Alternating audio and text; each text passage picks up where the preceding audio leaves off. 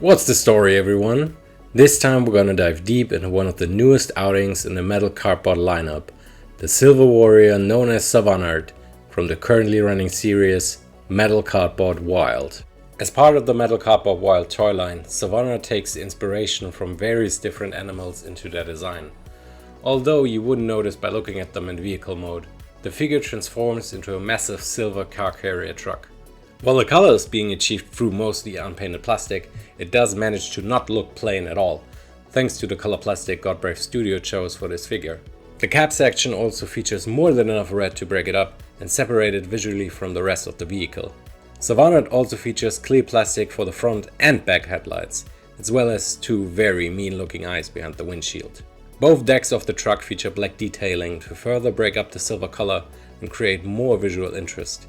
The upper deck also features the only clue that this guy is positioned more on the wild side of the cardboard spectrum. As you would expect from a car carrying vehicle like this, it is possible to lower down the truck ramps to load up some of the smaller cardboards. There is no specific points to clip them in or anything, so they mostly just sit on top. But so far I haven't had any issues with them falling down while rolling around the vehicle mode. Speaking of rolling around, given the way Savannard is going to transform, this guy is the only truck type cardboard so far that doesn't feature the cap separate from the trailer part, which means that it doesn't move while rolling the vehicle around. But on the plus side, this definitely makes the truck feel a lot more solid on the whole.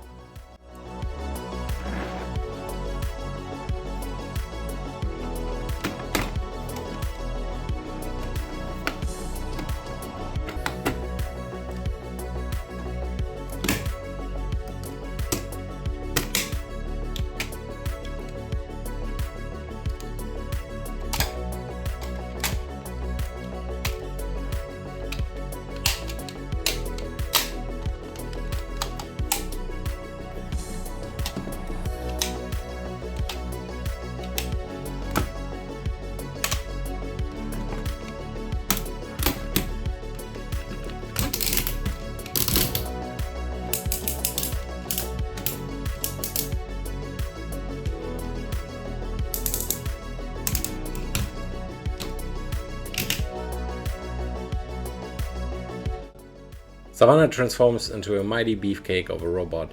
Godbrave Studios definitely flexing their super robot-filled muscles with the look of this guy. The broad shoulders, slender waist and beefy lower legs give this one a real striking silhouette. Especially the way the transport deck collapses to form two giant shields on their arms is something I am particularly fond of. Robot mode also incorporates more animal details into the overall design. Most striking of course being the giant elephant head creating the front of the hip skirt.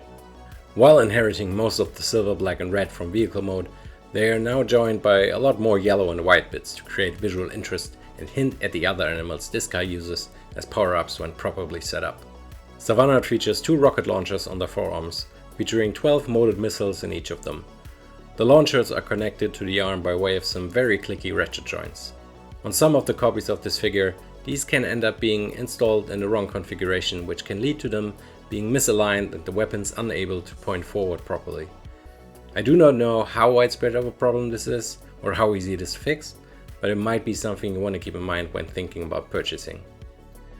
For being such a hunky boy, Savannard packs quite a decent range of possibility. The head, as is with pretty much every metal cardboard figure, has a ball joint at the base of the neck that connects the head to the body, so there's quite a great range of movement in there. Also, can we just take a second to appreciate how awesome that head sculpt looks on this guy? Even on the back of the head has these frills all over, makes them look pretty badass. I'm gonna talk about the arms a little bit later because they're a bit funny, but he has a waist joint which goes full 360.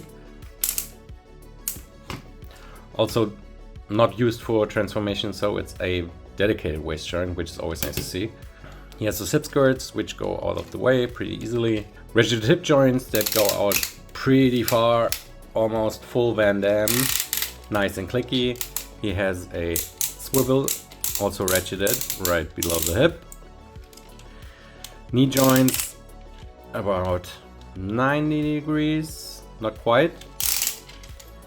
Nothing in the ankle in terms of rocking, but the toe moves forward because of transformation. So, the arms.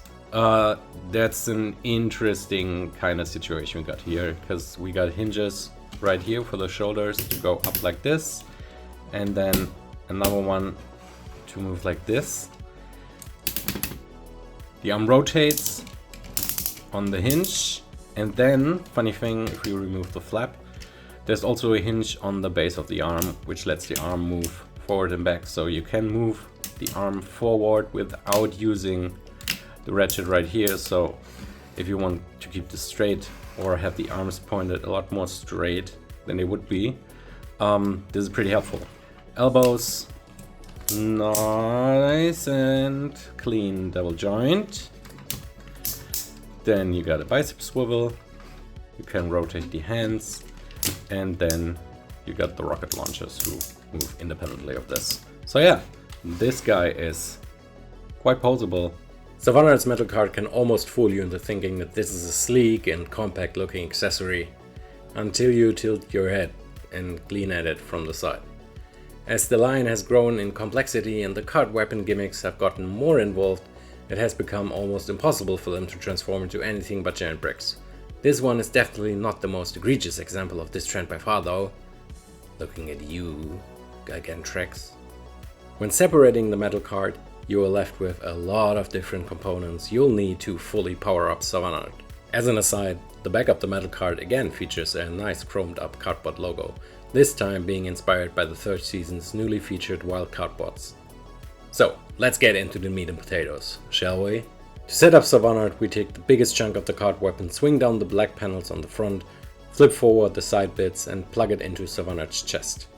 We then take 2 of the 3 helmets included and plug them onto the shoulder shields. Finally sliding on the remaining helmet to create Savannard, Zebrad mode.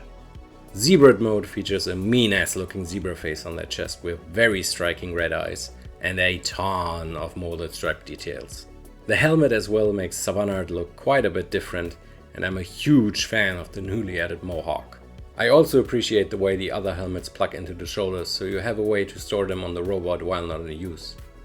It is also possible to store one helmet on the back of the figure. A feature I'm not really sure of why it exists, but it's pointed out in the instructions, so I might as well mention it. What I'm not a huge fan of is the added mass to the chest when using the card weapon. Savannard's vanilla robot mode is incredibly well balanced out, and having a big box just stuck to the front creates a sort of unevenness that I'm personally not especially fond of. You can combine the remaining parts of the weapon card to transform them into this mode's signature weapon, the Zebrad bow. I'm always a sucker for robots using a bow and arrow instead of a standard gun or a rifle. These things just vibe so hard, and combining this with Savannard's already extensive posability leads to some very striking poses. Although it does make me long even more for some ankle joints. Performing a quick beast change by removing the chest armor, flipping down the zebra part to become skirt armor, spinning around the middle part of the armor, and simply replacing the helmet, Savannard switches from Zebrad to Giraffe mode. Giraffe mode slims down the look of the chest armor a ton by extending it down over the waist. But this also means you now lose pretty much the entirety of Savannard's waist movement, and it severely hinders the legs in swinging forward without the armor falling off. The weapon also reconfigures for this mode and transforms into the Giraffe Spear. Now having been thoroughly giraffed, Savannard's look offers enough distinction from Zebrad mode to stand on its own. The spear weapon opening up a whole new world of possible poses. I just wish the armor could swing forward just a bit to allow Savannard to access the waist joint to make more dynamic poses possible. To perform one last beast change, you simply spin around the giraffe head again and fold down the elephant tusks. Flip out the side panels to create ears and replace the helmet again, and you get Savannard's Elephanted mode. Elephanted mode creates enough of a visual change to make it distinct from Giraffe mode, and takes advantage from Savannard's already beefy legs and shoulders to turn this into a real tank of a robot. This time around the weapon transforms into a giant axe, or rather, an elephanted axe to be more precise. Elephanted mode is obviously meant to be the main configuration and creates the most visual cohesion with the rest of Savannard's robot design. And while I really like the look of the chest and that huge ass axe, I can't help myself but feel a little let down by this mode compared to the other two. Maybe it's just the helmet that just doesn't do it for me as much as the other two. Even with all of their faults, Savannard still manages to be one of my most favorite figures released in Metal Cardboard Wild so far. While the card gimmick ends up being a bit lackluster on the whole, every mode still creates enough playability and visual interest to keep me invested, and it's just a lot of fun to switch between the 3 modes. It's the base robot mode though where the figure really shines. Savannard just looks really fucking cool, mate. Combine that with a transformation that is insanely fun to do and the great looking vehicle mode that even has playability with other figures in the line, and you just end up with a really cool robot figure. Lackluster gimmicks be damned.